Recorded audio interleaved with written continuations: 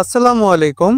স্বাগত গ্লোবাল ভিউজে। আপনাদের সঙ্গে থাকছি আমি ফজলে রাব্বি। আপনি কি জানেন পশ্চিমা মিডিয়া যে রাশিয়ার পতনের গল্প শোনাচ্ছে সেটি আসলে একটি কৌশলগত মিথ্যা? বাস্তবে রাশিয়া আজ বিশ্বের অন্যতম শক্তিশালী সামরিক অর্থনৈতিক রাষ্ট্রে পরিণত হয়েছে। ইউক্রেনে হামলা আর নিষেধাজ্ঞা এমনকি পশ্চিমা প্রোপাগান্ডাও রাশিয়ার দৃঢ়তা নষ্ট করতে পারেনি, বরং রাশিয়া এখন নতুন বিশ্ব ব্যবস্থার নেতৃত্ব দিচ্ছে। আজ আমরা উন্মোচন করব সেই অপ্রকাশিত সত্য যা পশ্চিম কখনো আপনাকে জানতে দিতে চায় না। বিশ্ব যখন রাশিয়ার পতনের ভবিষ্যৎবাণী করছিল, তখন রাশিয়া নীরবে গড়ে তুলেছিল এক নতুন শক্তির ভিত্তি। ইউক্রেন যুদ্ধ কেবল সামরিক সংঘাত নয়, এটি তথ্য যুদ্ধের লড়াই। পশ্চিমা মিডিয়া ক্রমাগত রাশিয়ার দুর্বলতা দেখাতে চাইলেও বাস্তব প্রমাণ করছে সম্পূর্ণ বিপরীত চিত্র। এক আত্মনির্ভরশীল, দৃঢ় ও কৌশলগতভাবে স্থিতিশীল রাশিয়া ইউক্রেনে হামলা ও পশ্চিমা অস্ত্রের প্রচার মাধ্যমে যতটা প্রচার পেয়েছে, বাস্তবে তার প্রভাব রাশিয়ার অর্থনীতিতে ততটাই নগণ্য।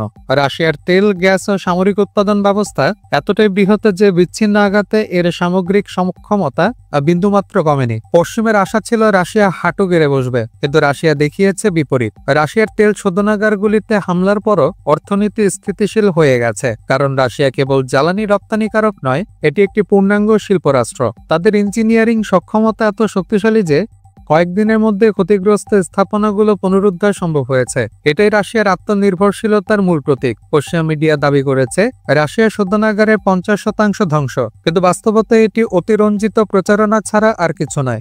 রাশিয়ার জ্বালানি উৎপাদন এত বিশাল যে এসব হামলা তাদের কৌশলগত সক্ষমতায় সামান্য প্রভাবও ফেলেনি, বরং রাশিয়ার দ্রুত মেরামত দল প্রমাণ করেছে নিষেধাজ্ঞার মাঝেও তারা পূর্ণ সক্ষমতায় কাজ চালাতে সক্ষম। ইউক্রেনে হামলা সামরিক নয়, মনস্তাত্ত্বিক যুদ্ধের অংশ। তারা চায় রাশিয়ার জনগণের মধ্যে ভয় ও হতাশা ছড়াতে, কিন্তু রাশিয়ার জনগণ বরং ঐক্যবদ্ধ হয়েছে। এই যুদ্ধ তাদের কাছে একটি জাতীয় গৌরবের প্রতীক হয়ে উঠেছে। পশ্চিম বুঝতেই পারেনি রাশিয়াকে বাহ্যিকভাবে হারানো যায় না, কারণ তাদের শক্তি ভিতরে। রাশিয়া সামরিক অগ্রাধিকার বজায় রাখতে কিছু রপ্তানি নিয়ন্ত্রণ করলেও তা কৌশলগত সিদ্ধান্ত। পশ্চিম এটাকে সংকট হিসেবে উপস্থাপন করলেও বাস্তবে এটি সামরিক সরবরাহ সুরক্ষিত রাখার পরিকল্পনা। ফ্রন্টলাইনে সৈন্যদের জ্বালানি ঘাটতি হয়নি, অর্থাৎ রাশিয়া সরবরাহ চেইন সম্পূর্ণ নিয়ন্ত্রিত কার্যকর। রাশিয়ার অর্থনীতি যুদ্ধকালীন রূপ নিয়েছে, আর যেখানে উৎপাদন ও সামরিক সরবরাহ একীভূত।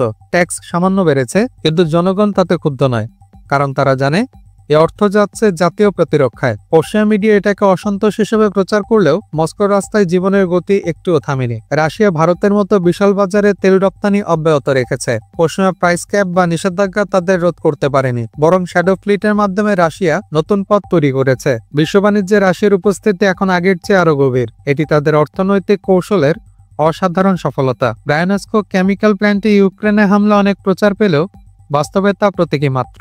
ইউক্রেন দেখতে চেয়েছিল তারা সক্ষম, কিন্তু এই হামলায় রাশিয়ার সামরিক উৎপাদনে কোনো স্থায়ী ক্ষতি হয়নি। রাশিয়ার সামরিক কারখানাগুলো বিকেন্দ্রীভূত ও বিশাল। এক জায়গায় আঘাত মানেই ব্যর্থতা নয়। মার্কিন যুক্তরাষ্ট্র ইউক্রেনকে টমাহক মিসাইল না দেওয়ার সিদ্ধান্তে পশ্চিমের ভয় স্পষ্ট। তারা রাশিয়াকে সরাসরি চ্যালেঞ্জ করতে চায় না। ইউক্রেনে হতাশা তখনই প্রকাশ পেল তারা নিজেদের সীমিত অস্ত্র দেখানোর হামলা চালালো। এটি তাদের হতাশার চূড়ান্ত বহিঃপ্রকাশ মাত্র। রাশিয়ার আকাশ প্রতিরক্ষা ব্যবস্থা পশ্চিমা প্রচারণার চেয়ে উন্নত। স্টর্ম শ্যাডো মিসাইল আটকাতে ব্যর্থতার গল্প আসলে ইউক্রেনে ব্যর্থ ড্রোন কৌশল। রাশিয়া তার মূল সম্পদ যেমন মস্কো পারমাণবিক ঘাঁটি ও সামরিক স্থাপনা সম্পূর্ণ সুরক্ষিত রেখেছে। এটি তাদের প্রতিরক্ষা পরিকল্পনার নিখুঁত বাস্তবায়ন। ব্রায়ানস্কার হামলার পর পশ্চিমা মিডিয়া উল্লাস করলেও রাশিয়ার প্রতিক্রিয়া ছিল কৌশলগত। তারা পাল্টা হামলায় ইউক্রেনের গুরুত্বপূর্ণ জ্বালানি স্থাপনাগুলো ধ্বংস করেছে। এই আঘাত ইউক্রেনের অর্থনীতি ও সামরিক ক্ষমতাকে আরো দুর্বল করেছে, আর যুদ্ধের মোড় ঘুরে গেছে রাশিয়ার পক্ষে। রাশিয়ার সামরিক শিল্প এখন রেকর্ড পরিমাণ অস্ত্র উৎপাদন করছে। ড্রোন, ক্ষেপণাস্ত্র, ট্যাঙ্ক সব ক্ষেত্রেই নতুন উদ্ভাবন। পশ্চিমা নিষেধাজ্ঞায় অগ্রযাত্রা থামাতে পারেনি, বরং স্থানীয় উৎপাদন বৃদ্ধি পেয়ে কর্মসংস্থান বেড়েছে। অর্থাৎ যুদ্ধ রাশিয়ার শিল্পকে থামায়নি, বরং গতিশীল করেছে। নেটো জোটে এখন দ্বন্দ্ব স্পষ্ট। ইউরোপীয় দেশগুলো যুদ্ধক্লান্ত, আমেরিকা রাজনৈতিক বিভাজনে বিভাজিত, ইউক্রেনের ভবিষ্যৎ নিয়ে ঐক্যমত্য নেই। রাশিয়া বিভাজনের সুযোগ নিয়ে আন্তর্জাতিক সম্পর্ক আরো মজবুত করেছে। পশ্চিমের ঐক্যের মুখোশ এখন ভেঙে পড়ছে। রাশিয়া, চীন, ভারত, ইরান, ব্রাজিলের সঙ্গে সম্পর্ক গভীর করেছে। আর ব্রিক্স এখন নতুন অর্থনৈতিক ব্লকের প্রতীক। এই জোটে পশ্চিমের প্রভাবকে চ্যালেঞ্জ করছে। বহুমেরু বিশ্ব ব্যবস্থা গড়ে উঠছে, আর যেখানে রাশিয়া এক কেন্দ্রীয় শক্তি। পশ্চিমের একাধিপত্যের যুগ শেষের পথে। পশ্চিমের প্রচারণায় বলা হয় ইউক্রেন রাশিয়াকে স্ট্র্যাঙ্গেল হোল্ডে রেখেছে। বাস্তবে রাশিয়া আরও শক্তিশালী হয়ে উঠছে। জনগণ একতাবদ্ধ, সরকার স্থিতিশীল, সামরিক অগ্রগতি অব্যাহত। ইউক্রেন বরং পশ্চিমা সাহায্যের উপর সম্পূর্ণ নির্ভরশীল, যা দীর্ঘমেয়াদে তাদের দুর্বল করেছে। রাশিয়ার অর্থনৈতিক কৌশল পশ্চিমাদের জন্য শিক্ষা। তারা বিকল্প বাজার, নিজস্ব পেমেন্ট সিস্টেম ও স্থানীয় উৎপাদন বৃদ্ধি করেছে। সুইফটে নিষেধাজ্ঞা সত্ত্বেও রুবল স্থিতিশীল। এটি প্রমাণ করে রাশিয়া এখন বৈশ্বিক আর্থিক স্বাধীনতার প্রতীক, যা পশ্চিমের আধিপত্যকে সরাসরি চ্যালেঞ্জ করছে। রাশিয়ার জনগণ যুদ্ধকে কষ্ট নয়, দায়িত্ব হিসেবে দেখছে। তারা বিশ্বাস করে এই লড়াই তাদের স্বাধীনতা রক্ষার। পশ্চিমা প্রচারণা যে জন অসন্তোষের গল্প বানিয়েছে, তা মস্কো রাস্তায় দেখা যায় না, বরং দেশ জুড়ে দেশপ্রেম ও ঐক্যের পরিবেশ, যা রাশিয়ার সবচেয়ে বড় শক্তি। ইউক্রেনের আক্রমণ রাশিয়াকে প্রযুক্তিগতভাবে আরো দক্ষ করেছে। এখন তাদের ড্রোন, স্যাটেলাইট নজরদারি এবং মিসাইল প্রযুক্তি অনেক উন্নত। এই প্রযুক্তিগত প্রতিক্রিয়া রাশিয়াকে ভবিষ্যতের যুদ্ধে আরো এগিয়ে দিয়েছে। ইউক্রেন যা ভাঙতে চেয়েছিল, রাশিয়া তা থেকে নতুন শক্তি পেয়েছে।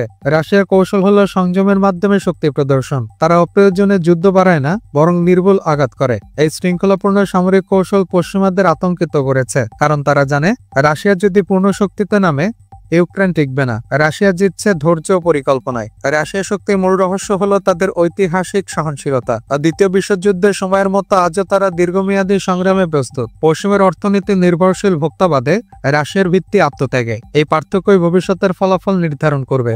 রাশিয়া এখন ইউরোপের জন্য এক অবিচ্ছেদ্য জ্বালানি উৎস।